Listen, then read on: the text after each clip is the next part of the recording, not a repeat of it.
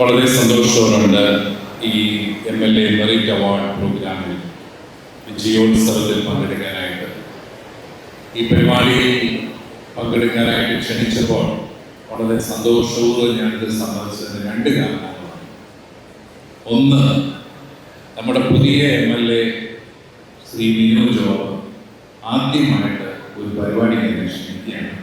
അവിടെ തീർച്ചയായിട്ടും അത് പറയണം എന്ന് ഞാൻ തീരുമാനിച്ചു. അദ്ദേഹത്തിന് നമ്മുടെ എല്ലാവരുടെയും പേരിൽ അഭിനന്ദനങ്ങളും ആശംസകളും സ്നേഹവും ഞാൻ നൽകുകയാണ്.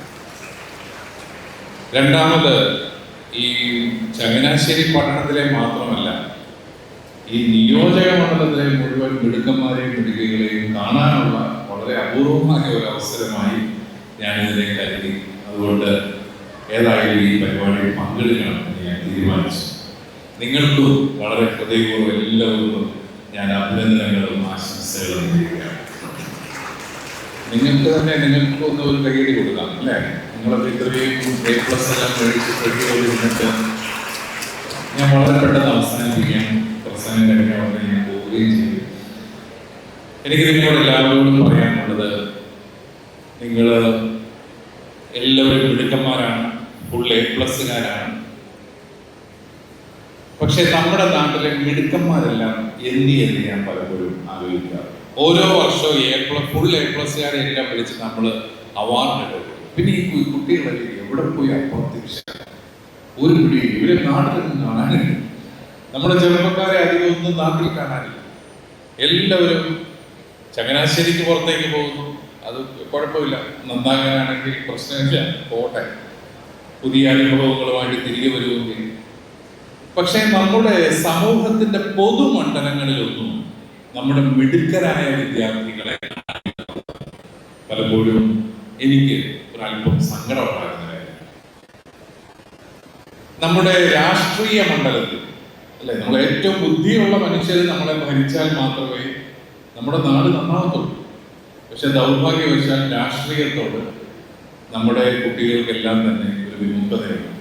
അതിന് കുറച്ചൊക്കെ ഞങ്ങളും കാരണക്കാരായിട്ടുണ്ടെന്നാണ് എനിക്ക് തോന്നുന്നത്. എന്നാലും ഞാൻ പലപ്പോഴും പറയാറുണ്ട്, റിട്ടയർ ചെയ്തിട്ടാണെങ്കിലും നിങ്ങൾക്ക് രാഷ്ട്രീയത്തിലുള്ള നല്ല കഴിവുള്ളവര് എല്ലാ മേഖലകളിലും ഉള്ളവരൊക്കെയുണ്ട്.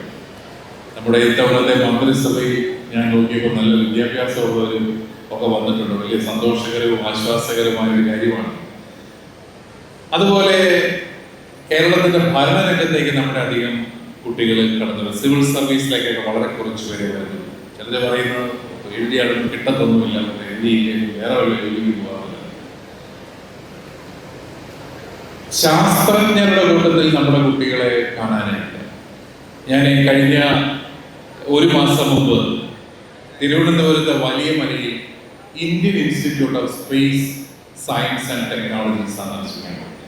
മെത്രാൻ എന്താണ് അവിടെ കാര്യമെന്ന് ചോദിച്ചാൽ ഒരു കാര്യമില്ല. അതിന്റെ വൈസ് ചാൻസലർ നമ്മുടെ നാട്ടുകാരനായ ബഹുമാനപ്പെട്ട കുരുവിള സാറാണ്. സാർ എന്നെ ക്ഷണിച്ചു. വലിയ VVIP പരിഗണന എന്നെ തന്നു. ക്രയോജനിക് മിസൈൽ ടെക്നോളജിയൊക്കെ എന്നെ പഠിപ്പിക്കാൻ ശ്രമിച്ചു. അവർ വിജയിച്ചോന്ന് എനിക്ക് സംശയമുണ്ട്. പക്ഷെ മനോഹരമായ ക്യാമ്പസ്, 500 ഏക്കർ ക്യാമ്പസിൽ ധാരാളം കേന്ദ്ര ഫണ്ട് കിട്ടുന്ന ഒരു ഇൻസ്റ്റിറ്റ്യൂട്ട്. ഞാൻ ആ സാറിനോട് ചോദിച്ചു, സാറേ, അവിടെ BTech കോഴ്സാണ്, ഇവിടുത്തെ BTechൽ നമ്മുടെ പിള്ളേർ, സാറ് പറഞ്ഞു നമ്മുടെ പിള്ളേരെല്ലാം വളരെ കുറവാണ്, 22 സംസ്ഥാനങ്ങളിൽ നിന്നുള്ള മിടുക്കന്മാരും മിടുക്കികളുമാണ് പഠിക്കുന്നത്. ഞാൻ ഈ ഇൻസ്റ്റിറ്റ്യൂട്ടിനെ കുറിച്ച് പലയിടത്തും പറഞ്ഞു. നമ്മുടെ പിള്ളേർക്ക് അറിയത്തുള്ളൂ. നമ്മുടെ പിള്ളേർക്ക് ആകെപ്പാടെ 2 എൻട്രൻസേ അറിയത്തുള്ളൂ. എന്തോ, ഒന്ന് കീമുണ്ട്, ഒന്ന് നീറ്റും. അത് തീർന്നു, വേറെ ഒന്നും നിങ്ങൾക്ക് അറിയില്ല. വേറെ എന്തെങ്കിലും എൻട്രൻസ് എക്സാംസ് ഉണ്ട് ഈ നാട്ടിൽ. ഏതെല്ലാം മേഖലകളിൽ നമുക്ക് പഠിക്കാനായിട്ട് സൗകര്യങ്ങൾ ഈ ഇന്ത്യ മഹാരാജ്യത്ത് തന്നെയുണ്ട്, വലിയ ചെലവൊന്നുമില്ല.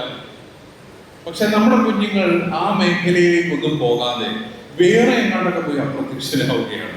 ആ വഴി അവരൊക്കെ പോവുകയാണ്. നമുക്ക് നമ്മുടെ നാടിനെ തന്നെ നഷ്ടപ്പെട്ടു പോവുകയാണോ എന്നുള്ളൊരു സങ്കടം എനിക്ക് നിങ്ങളോട് പറയാനുള്ളത്. നമ്മുടെ പ്രിയങ്കരനായ MLA ബിനു അത് നിങ്ങളോട് പറഞ്ഞു. നമ്മുടെ നാട്ടിൽ തന്നെ ഏറ്റവും കൂടുതൽ സൗകര്യങ്ങളും അവസരങ്ങളും ഉണ്ട്. പക്ഷെ ഗവൺമെന്റ് ജോബുകൾ എന്ന് പറയുന്നത് 2% ഉള്ളൂ. നമ്മൾ അത് നോക്കിയിട്ട് ഇത് കാര്യമൊന്നുമില്ല. പക്ഷെ നമുക്ക് ജോലികൾ ക്രിയേറ്റ് ചെയ്യുന്നവരായിട്ട് മാറാനായിട്ട് സാധിക്കും. ആ തരത്തിൽ കഴിവുള്ളവരാണ് നിങ്ങൾ ഓരോരുത്തരും. അത് നമ്മൾ കണ്ടെത്തി നമ്മുടെ നാടിനെ വളർത്താനായിട്ട് നമ്മൾ ശ്രമിക്കും. അതായത് നിങ്ങൾക്കറിയാമല്ലോ, ലോകത്തിലെ ഏറ്റവും വലിയ കോടീശ്വരന്മാരിൽ പലരും ഇന്ത്യക്കാരാണ്. എന്ന് പറഞ്ഞാൽ ഇന്ത്യയിൽ സമ്പത്തുണ്ടാക്കാൻ സാധിക്കുമെന്നുള്ളത് കൊണ്ടാണല്ലോ അവരൊക്കെ ഇവിടെ തന്നെ ആയിരിക്കും. അപ്പൊ സാധ്യതകളുണ്ട്, പക്ഷെ അത് കണ്ടെത്താൻ നമുക്ക് പറ്റുന്നില്ല എന്നുള്ളതാണ്. രണ്ടാമതായിട്ട് എനിക്ക് നിങ്ങളോട് പറയാനുള്ളത്, നിങ്ങളെ കുറിച്ച്, നിങ്ങളുടെ കരിയറിനെ കുറിച്ച് മാത്രം ചിന്തിക്കാതെ നമ്മുടെ നാടിന്റെ പുരോഗതിയെ കുറിച്ച് സ്വപ്നങ്ങൾ കാണാം. അങ്ങനെ സ്വപ്നങ്ങൾ കണ്ടവരെ കൊണ്ടാണ് ഈ നാട്ടിൽ വളർച്ചയുണ്ടായത്. നാടിനെ കുറിച്ച്, സമൂഹത്തെ കുറിച്ച്, പ്രത്യേകിച്ച് നമ്മുടെ കേരളത്തിന്റെ ഒരു മനോഹാരിത എന്താണ്? നാനാജാതി മതസ്ഥർ ഒരു ബെഞ്ചിൽ ഇരുന്ന് പഠിച്ച് ഞങ്ങളെല്ലാം ഇന്ത്യക്കാരാണെന്നും മലയാളികളാണെന്നും പറയുന്ന ഒരു വലിയ സൗഹൃദത്തിന്റെ ഒരു വലിയൊരു പരിസരമാണ് നമ്മളിവിടെ സൃഷ്ടിച്ചത്. പക്ഷെ ഇന്ന് ഈ മതത്തിന്റെയും ജാതിയുടെയും എല്ലാം പേരിൽ നമ്മളെ ഭിന്നിപ്പിക്കാനുള്ള ശക്തികളെല്ലാം ഇന്ന് വർദ്ധിച്ചു വരികയാണ്. പക്ഷെ അപ്പോഴും നമ്മൾ ഒരു രാജ്യമാണ്, ഒരു സമൂഹമാണ്, ഒരുമിച്ച് നിൽക്കണമെന്നും നാനാത്വത്തിൽ വൈവിധ്യം, നാനാത്വത്തിൽ ഏകത്വം എന്നുള്ള ആ മനോഹരമായ ഭാരതീയ ചിന്ത അതെല്ലാം സ്വന്തമാക്കി നമ്മൾ അതിനു വേണ്ടിയിട്ട് പോരാടണമെന്നും ഒക്കെ ഉള്ള ഒരു ബോധ്യം നമ്മുടെ മനസ്സിലുണ്ടാവണം. നമ്മൾ ചിലപ്പോൾ പത്രത്തിലൊക്കെ വായിക്കും, ഇന്ത്യ ലോകത്തിലെ 3ാമത്തെ ശക്തിയായിട്ട്, സാമ്പത്തിക ശക്തിയായിട്ട്.